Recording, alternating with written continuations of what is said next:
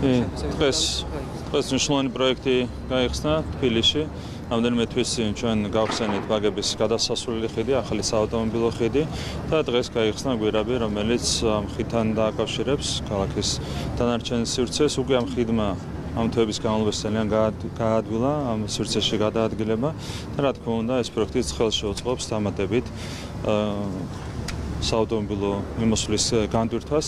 ეს არის ძალიან მნიშვნელოვანი ჩვენი ქალაქისთვის. ამ 12 წლის განმავლობაში სამჯერ არის დედაქალაქში გაზრდილი ავტომობილების რაოდენობა, შესაბამისად ასეთი პროექტები არის ძალიან მნიშვნელოვანი იმისათვის, რომ სატრანსპორტო გადაადგილებას მაქსიმალურად შეეწყოს ხელი. ზოგადად ყველა ვხედავთ, რომ ყოველდღურად ვითარდება ჩვენი დედაქალაქი.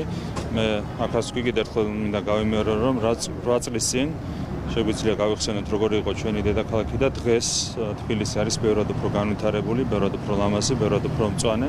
ეს არის რა თქმა უნდა პირველ რიგში დედაქალაქის მერის დამსახურება, კახიკალაძის დამსახურება და ძალიან მნიშვნელოვანია რომ ეს განვითარება ზუსტად ამ ტემპით, ამ მიმართულებით გაგრძელდეს.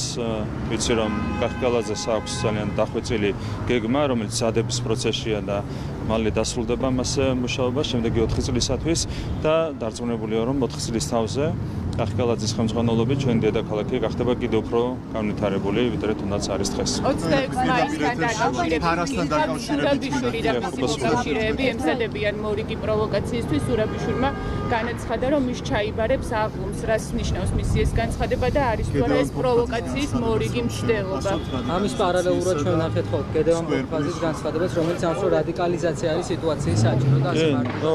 საუბრობენ პროვოკაციებზე, საუბრობენ მსხვერპლზეც კი. თუმცა რა თქმა უნდა მათ გეგმებს არ უწერია განხორციელება, ამის ელემენტარული რესურსი არ აქვს მათ. ხედავთ საადამდე მიიყვანა საკუთარმა პატრონმა ოპოზიცია, ხო, დღეს ყოველდღურად გამოდის დაახლოებით 150 ადამიანი რუსთაველის გამზირზე და ისინი აჩვენებენ ყოველდღურად საზოგადოებას თუ როგორია ოპოზიციის დღევანდელი სრულიად უსუსური სახე. ამ პირობებში რა თქმა უნდა არავითარი პროვოკაციის მოწყობა ის რესურსი არ აქვს რადიკალურ ოპოზიციას.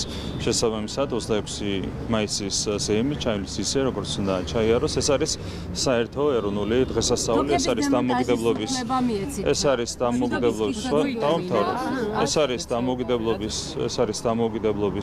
დღე. შესაბამისად ეს უნდა იყოს საერთო სახალხო ზეიმი და ბუნებრივია რადიკალურ ოპოზიციას ვერ მივცემთ იმის საშუალებას, რომ რაიმე სერიოზული პროვოკაცია მოაწყონ ამ დღეს. ბუნებრივია ეს დღე და ჩატარდეს როგორც საერთო ეროვნული დღესასწაული.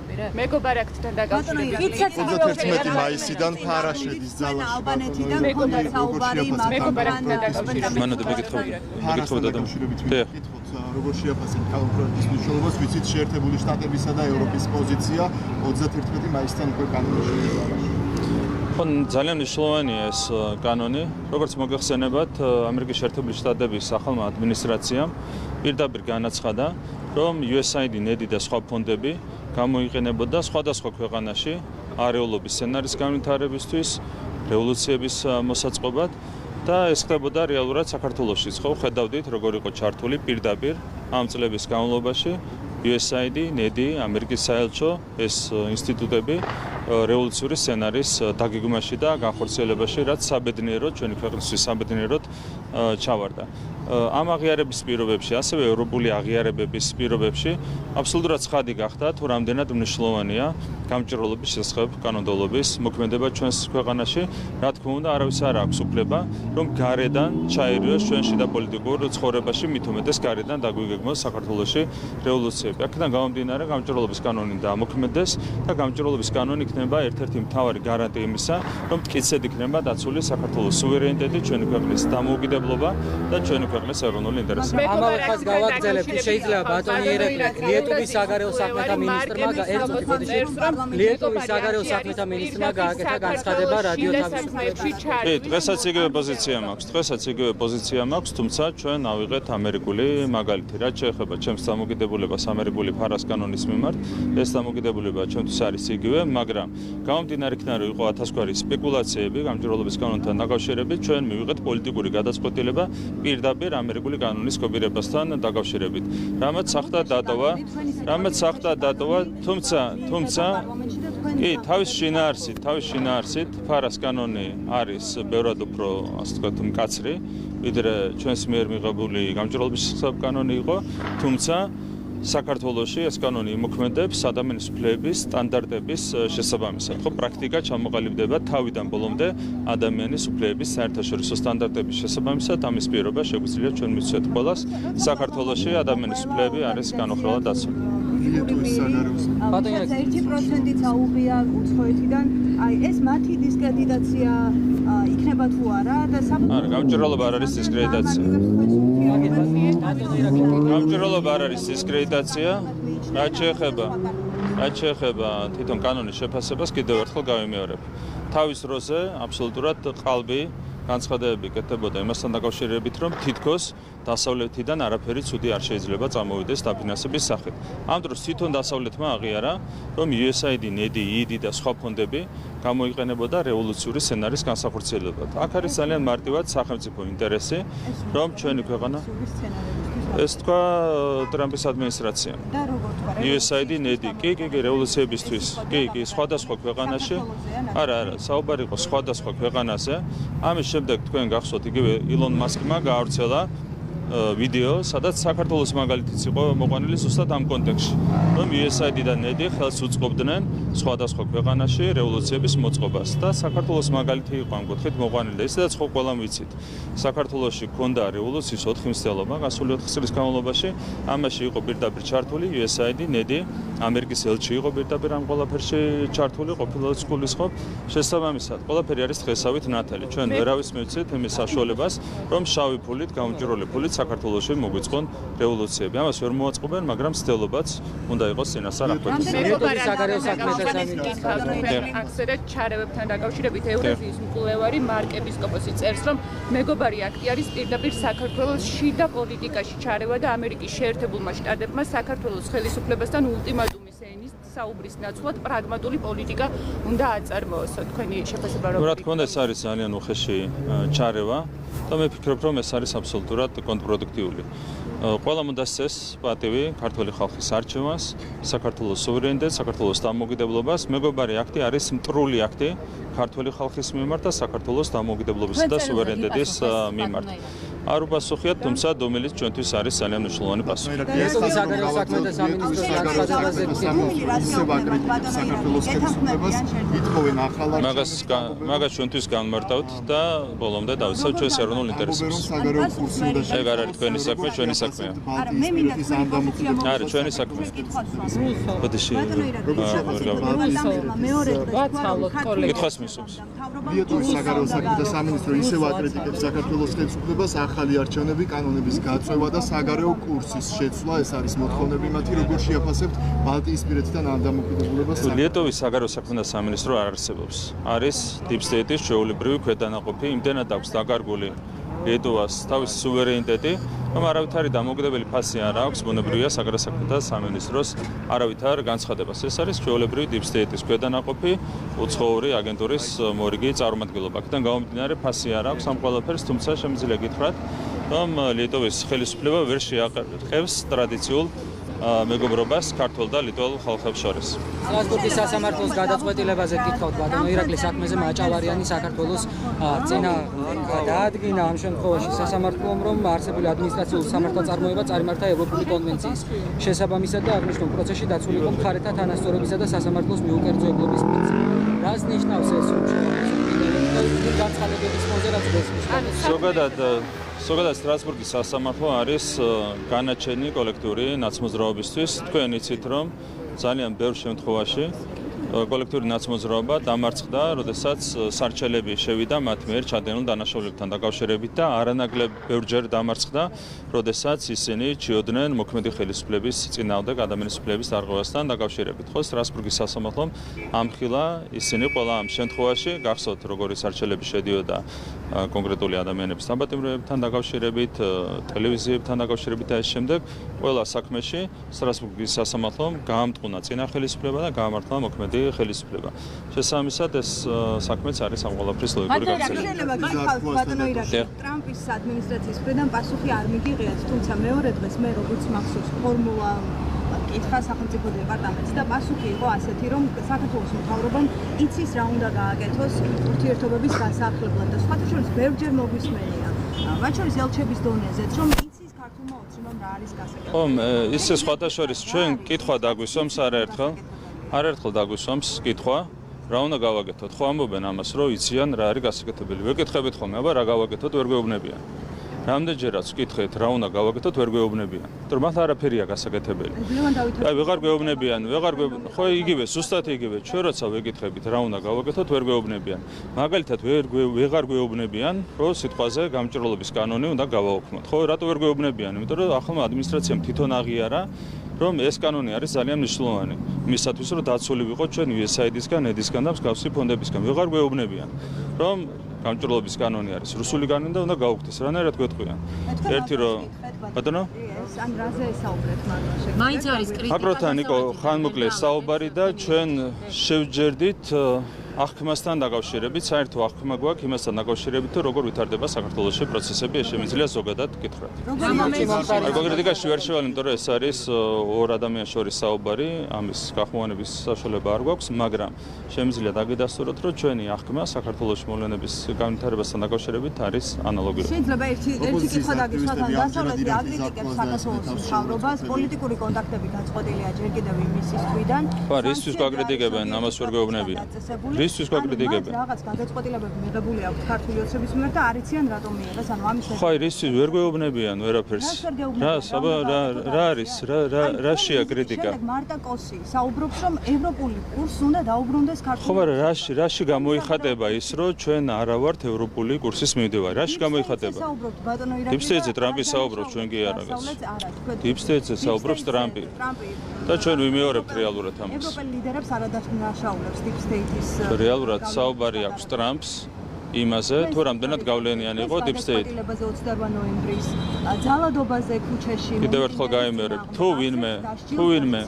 თუ ვინმე უქმნის ხელოვნურ დაბრკოლებას, თუ ვინმე უქმნის საქართველოს ევროინტეგრაციას, ეს არის სწორედ ევროპული ბიუროკრატია, ხო, რომელმაც მიიღო ოულად დაუსაბუთებელი უსამართლო გადაწყვეტილება 2022 წელს კანდიდატის სტატუსის არ მინიჭებასთან დაკავშირებით. იგივე გაიმეორე შემდეგ დეკემბერში, მარტში, ივნისში და ასე შემდეგ. 2 წელი იღებდნენ უსამართლო გადაწყვეტილებებს საქართველოსთან მიმართებით ქართველი ხალხის წინააღმდეგ. ამის შემდეგ მიიღეს უსამართლო გადაწყვეტილება ქართველი ხალხის წინააღმდეგ მოლაპარაკებების არ გახსნასთან დაკავშირებით. ახლა თქვენ თვითონ შეგიძლიათ განსაჯოთ, ვინ ქმნის ხელოვნურ დაბრკოლებებს ევროინტეგრაციის გზაზე. ჩვენ ვეხვეწებოდით.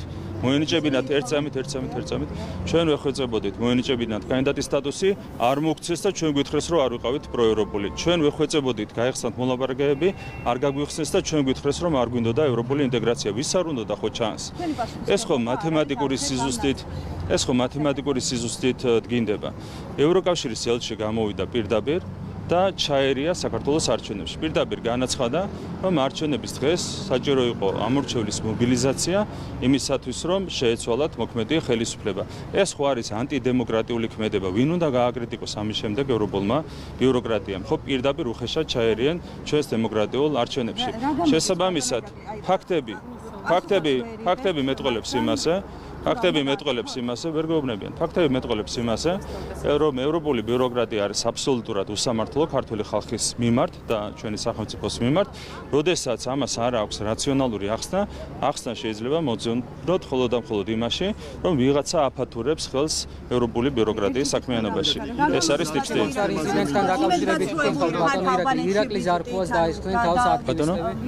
ვერ დაკმაყოფილდით, რაც გაინტერესებდათ მაკრონისგან, მეცოლასგან, ჩვენ როდესაც ვესაუბრებით ხოლმე იმაზე თუ რამდენად უსამართლოა მიდგომა ჩვენი ქვეყნის მიერ, გამოსვლაც ჰქონდა რგვალი მაგიდის ფორმატში. სადაც ერთადად მესამედი დაახლოებით ჩემი სიტყვის დავუთმე იმაზე საუბარს, თუ რამდენად უსამართლოა დამოკიდებულება საქართველოს მიმართ. თავი არ აუწევია მაგალითად ბრიტანეთის პრემიერ-მინისტრს. თავი არ აუწევია, იმიტომ რომ არ სიამოვნებდა საუბარი იმ ფაქტებზე, რაც პირდაპირ მეტყველებს უსამართლო დამოკიდებულებაზე საქართველოს მიმართ. მე გითხარით კონკრეტულად ბრიტანეთის პრემიერ-მინისტრთან დაკავშირებით. ხო, როდესაც ვესაუბრებით ერთ-ერთზე ადამიანებს და ფაქტებით უდასტურებთ იმ უსამართლობას, რომელსაც ჩადიან საქართველოს მიმართ. პასუხი არ არსებობს ამაზე. არავითარი პასუხი. კიდევ ერთხელ, როცა ვიკითხებით, აბა რა უნდა გავაკეთოთ? აბა რა უნდა გავაკეთოთ? რა არის გაუგებარი? არა, განცხადები არის ზედაპირული არგუმენტების გარეშე. არგუმენტს არა, არგუმენტ შეწყვიტეთ თუ გადა არაფერი არ შეგვიწყვეტია ჩვენ. არაფერი არ შეგვიწყვეტია ჩვენ. ჩვენ გვითხრეს უარი კანდიდატის სტატუსზე და მოლაპარაკების გახსნაზე. ამას აკეთებდნენ 3 წლის განმავლობაში. რევოლუციას გვიწყობდა ერთი წამით. რევოლუციას გვიწყობდა საქართველოში deep state-ი, მათ შორის ევროპული ბიუროკრატიის ხელით. არა, ვინც რევოლუციას გვიწყობდა, იმას არავითარი ლეგიტიმური უფლება არ აქვს, რომ რაიმე მოგთხოვოს ჩვენ. პირდაპირ გვიწყობდნენ რევოლუცია საქართველოში. ევროპული ბიუროკრატია პირდაპირ იყო ჩართული ამ ყველაფერში. მთელი ბიუროკრატია. მათ შორის ვინც მაგალითად თავს იკავებდა მილოცვებისგან. ის ხო პირდაპირ ახალისებდა რევოლუციურ პროცესს საქართველოში. ხო სხვა მიზანი არ ქონდა ამ ყველაფერს. ამიტომ კეთილი ინებონ, საკუთარ გულში ჩაიხედონ, საკუთარ უსამართლობას მიხედონ და მერე დაგველაპარაკონ. ჩვენ ჯერ დაგველაპარაკონ არგუმენტებით დაგველაპარაკონ. 3 წელი რატო აწვალეს ქართველი ხალხი, რატო აიებუნებოდნენ უარჩერ კანდიდატის სტატუსზე და მერე მოლაპარაკების გახსნაზე. ახსნან აქცია დასჭირდა საქართველოს სერცხვილია. ამაზე საუბარი არის სერცხვილი. არა, არ გვითქვამს, ტყუილია. ქვეყანა არ იყოს ზად, ეს არის ტყუილი. ჩვენ საუბრობდით რაზე? ჩვენ ქონდა კონკრეტული მოლოდინები კანდიდატის სტატუსთან დაკავშირებით და რეალურად ეს იყო მთავარი მიზეზი, რატომაც 2 დღის განმავლობაში ქონდა მსჯელობა ამ საკითხთან დაკავშირებით. ჩვენ ქონდა მოლოდინი, რომ deep state-ი გვეტყოდა ევროპული ბიუროკრატიის ხელით უარს კანდიდატის სტატუსზე. იმისათვის, რომ შანტაჟისთვის გამოიყენებინათ საქართველოს წინააღმდეგ ეს ყველაფერი. ხო, მაშინ იყო პირდაპირ ინტერესი, არ მარტო ინტერესი. მოთხოვნა, რომ საქართველოს გაეხსნა მეორე ფრონტი და საბოლოო ჯამში რაც გავთვალეთ, ის მოხდა. კანდიდატის სტატუსთან შემდეგ მოლაპარაკების გახსნას იყენებდნენ საქართველოს წინააღმდეგ იმისათვის, რომ დავეშანტაჟებინათ და საქართველოში გაეხსნათ მეორე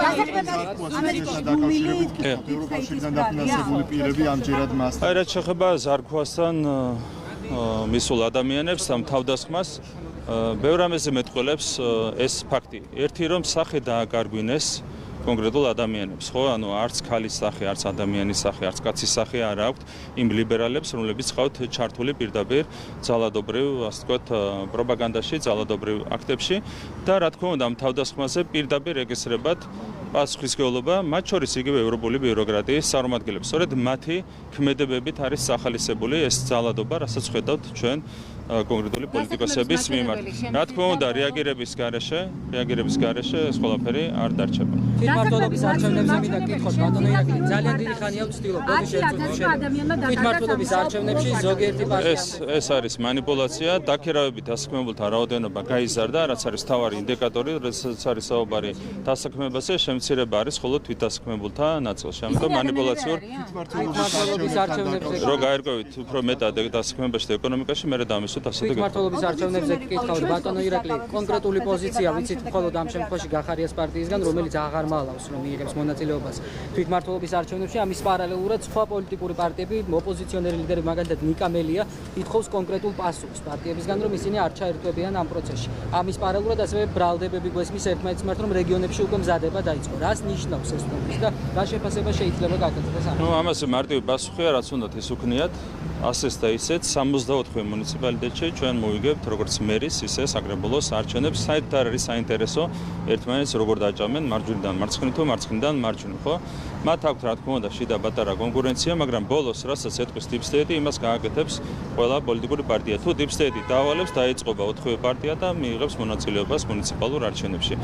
არავითარი მნიშვნელობა არ აქვს ამ ყველაფერს ჩვენთვის. აქციების დროს დაკავებული პირები აუცილებლები. ხო, რაც შეეხება დოქებს, ხო? მე მგონი ეს პირველ რიგში ახლა ეს მე არქიტექტორი არა ვარ, მაგრამ მე მგონია რომ ეს იმახინჯე არ ეკადრება ჩვენს ლამაზ დედაქალაქს, ეს ერთი. და მეორე, რა თქმა უნდა, ჩვენ ყურადღებას მივაქცევთ იმას, რომ პროექტი, რომელიც განხორციელდება, იმ ადგილზე იყოს ჰარმონიულად შერწყმული ძველი თბილისის გარემოსთან. ეს არის ძალიან მნიშვნელოვანი, არავითარ შემთხვევაში აქ საუბარია კონკრეტულ პროექტზე, რომელიც უნდა განხორციელდეს მახინჯე დოქების ადგილზე. აქციების დროს დაკავებული პირები იქნება, ბატონო ირაკლი. აქციების დროს დაკავებული ეგ დაზუსტება მოლაპარაკების პროცესში, თუმცა კიდევ ერთხელ ჩვენთვის პრინციპულად მნიშვნელოვანია, რომ პროექტი, რომელიც განხორციელდება, იყოს შერწყმული ძველი თბილისის გარემოსთან. აქციის დროს დაკავებული პირები ავრცელებენ წერილს და ემიჯნებიან წინა ხელისუფლებას. ისინი აპროტესტებენ აქციების დროს სააკაშვილის ბანერების გამოფენას. რა მიზანი უნდა ქონდეს ამ გამოჩენას? ჩვენთვის თავარია რომ ამ ადამიანებმა მოინანიონ ის ქმედება, რომელიც ჩაიდინეს, ხო? თქვენ ხედავდით, როგორი ძალადობრივი იყო მაშინ ქმედებები, როგორ ესხმოდნენ თავს პოლიციელებს, სახელმწიფო შენობებს და შემდეგ თავარია რომ ამ ადამიანებმა მოინანიონ ეს ქმედება და ის რომ რეალურად მაშინ გვერდში დაუდგნენ სწორედ კოლექტიურ ნაცმოძრაობას, ხო? ის ძალადობრივი ქმედებები, რომლებიც ხორციელდებოდა 5 დღის განმავლობაში, უკიდურესი ძალადობა ემსახურებოდა ხელისუფლებაში კოლექტიური ნაცმოძრაობის დაბრუნებას. აქედან გამომდინარე, ყველამ კარგად უნდა გაიაზროს ეს ყველაფერი, გაემიჯნოს კოლექტიურ ნაცმოძრაობას და გაემიჯნოს იმ ძალადობას, რომელიც თავად ჩაიდინეს თავის დროს. ბატონო ირაკლი პოლიტიკის პრესიებს უარი თქვეს კომისიის სხდომაზე მისვლაზე, შემდგომ მირაოს გადახდაზე, აი დაკავებას ელოდება ზურა ჯაფარიძე, სხვა პოლიტიკოსებიც. რა არის გეგმა? ყველა პოლიტიკოსი უნდა განეიძრალდეს ამ სიხაპირებო კომისიის განეიძრალებას თუ ყველა ლიდერი თუ დაკავებული იქნება, რა მოჩვენილობა იქნება შემდეგ? ეს არ არის ჩემი გადასაწყვეტი, ეს არის შესაბამისი სამართალდამცავი უწყებების გადასაწყვეტი. ჩვენ ვერ ვიღებთ ამასთან დაკავშირებით გადაწყვეტილებას. გადაწყვეტილება მიიღო პარლამენტმა ამ ადამიანების დაბარებასთან დაკავშირებით, მათი პასუხისმგებლობა იყო ესაუბრათ ყველაფერთან დაკავშირებით, რასაც არსებობს კითხვები. თქვენ იცით, რომ არის უმძიმესი კითხვები, რომლებიც ეხება კონკრეტულ დანაშაულებს. თქვენ იცით, რა მასშტაბის დანაშაულები ჩაიდინა თავის დროზე ნაცმოძრაობამ, ხო, 2012 წლამდე და არსებობს ასევე კითხვები 2012 წლის შემდეგ განხორციელებულ ქმედებებთან დაკავშირებით. რა თქმა უნდა, მათი პასუხისმგებლობა იყო, ისულიყვნენ პარლამენტში, გაეცათ პასუხი კითხვებზე, რაც შეეხება გაგრძელებას, გაგრძელება არ არის ჩვენი საქმე, პოლიტიკოსების საქმე, გაგრძელება არის სამართალდამცავი უწყებების საქმე. მაგრამ თქვენ როგორ აფასებთ მოცემულობას თუ კი ყველა ოპოზიციონერი ლიდერი იქნება დაკავებული ქვეყანაში? მოცემულობა შეიძლება იყოს ერთადერთი. ქვეყანაში გაქვს სამართლის უზენაესობა, ან არ გაქვს სამართლის უზენაესობა. ერთადერთი პრობლემური მოცემულობა არის ის, როდესაც ქვეყანაში არ გაქვს სამართლის უზენაესობა.